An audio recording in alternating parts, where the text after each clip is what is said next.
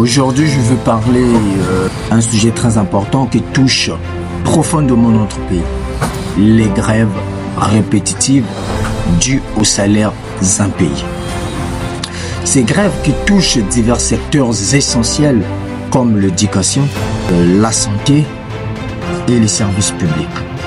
Pour ne citer que ça. Sont le reflet d'une crise profonde et récurrente que nous devons aborder de manière urgente et sérieuse. Les travailleurs de notre pays, qu'ils soient enseignants, médecins ou encore fonctionnaires, sont des piliers de notre société.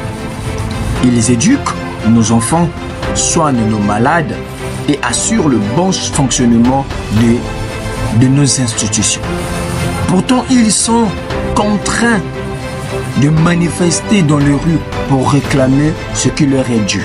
Et ce qui leur est dû, vous le savez tous, c'est leur salaire. Alors, il est inacceptable que ceux qui se dévouent chaque jour au service de la nation soient laissés dans une telle précarité.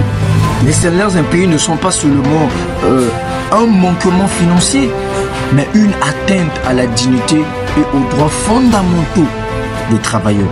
Il affecte non seulement les individus concernés, c'est-à-dire les travailleurs, mais aussi leurs familles et par extension toute la société congolaise.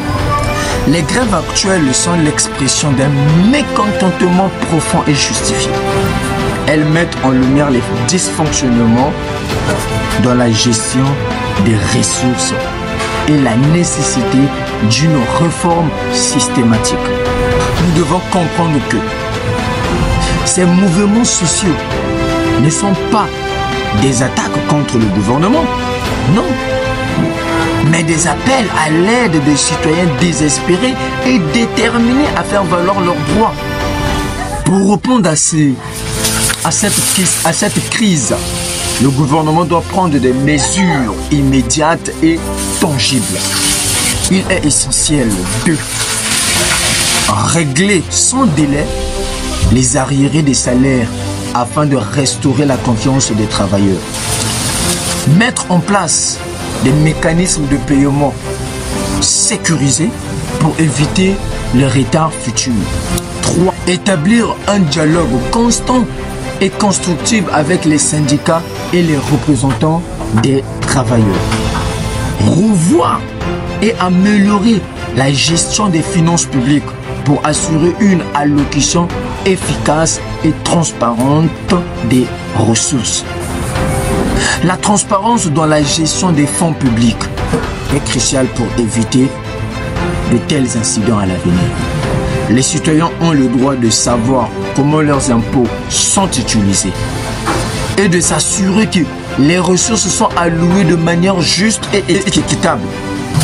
En outre, nous devons réfléchir à des solutions à long terme.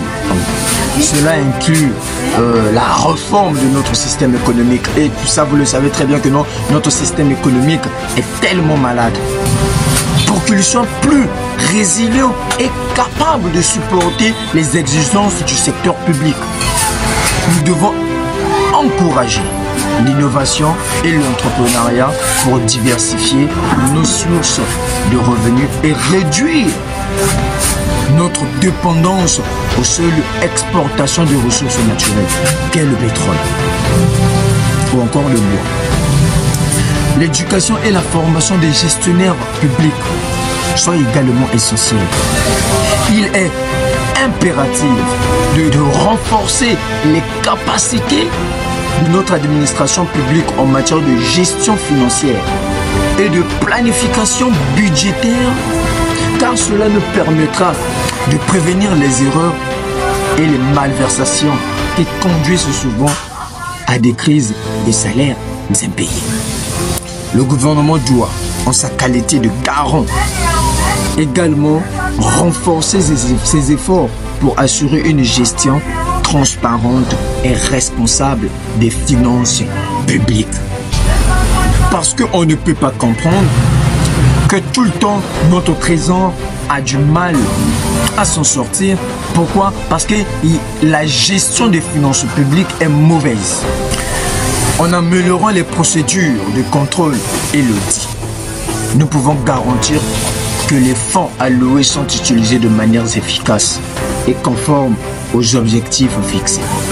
Les grèves répétitives dues aux salaires impayés ne sont pas seulement une perturbation temporaire. Elles sont le symptôme d'une malaise plus profonde qui nécessite une réponse globale et soutenue. Le gouvernement doit travailler de manière proactive pour anticiper et résoudre ces problèmes avant qu'ils ne dégénèrent en crise majeure. Ce n'est qu'en agissant de manière concertée que nous pourrons surmonter cette crise et construire un avenir un avenir plus stable et prospère pour tous les Congolais. C'est possible, car le Congo est un, uni et indivisible. Merci.